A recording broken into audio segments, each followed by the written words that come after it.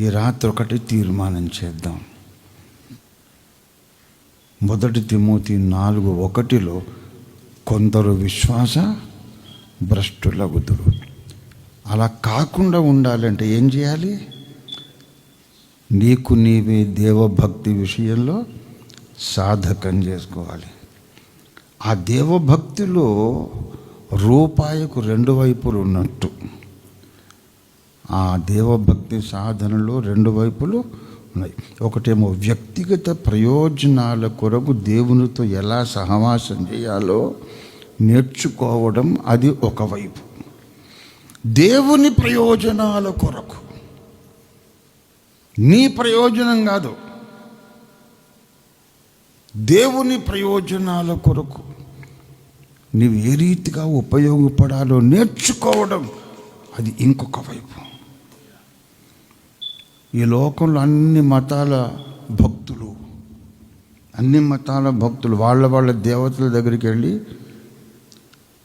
వాళ్ళ అవసరాల కొరకు ప్రార్థన చేస్తారా, చేయరా? మరి నాకు కడుపు నొప్పి వచ్చిందని నువ్వు ఇక్కడ ప్రార్థన చేస్తావు.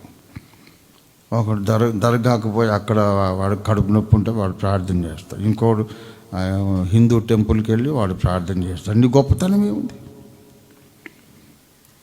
సమస్య వచ్చినప్పుడు ప్రతి మనిషి తన ఇష్టదైవాన్ని మొరపెట్టుకుంటాడు కదా.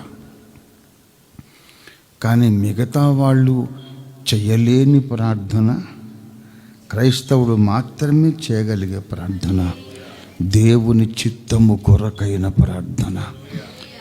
పరలోకమందున్న మా తండ్రి, నీ నామము పరిశుద్ధపరచబడును గాక, నీ రాజ్యం వచ్చు, నీ చిత్తము పరలోకముందు ఎలాగూ నెరవేరుచున్నదో అలాగూ భూమి మీద.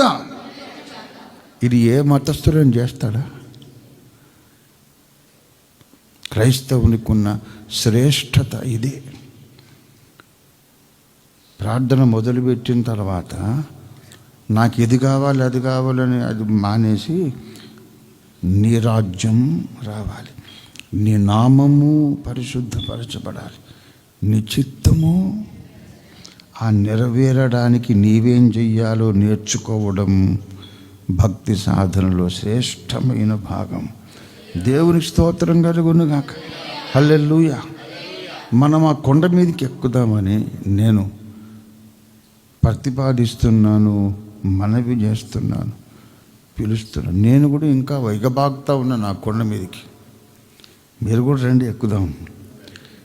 దేవుని చిత్తము నెరవేర్చడం కొరకే మనం భక్తి సాధన చేద్దాం. దేవుడు మనకు అటువంటి జ్ఞానము, శక్తి, అభిషేకం ప్రసాదించును గాక. ప్రార్థన చేసుకున్నారండి.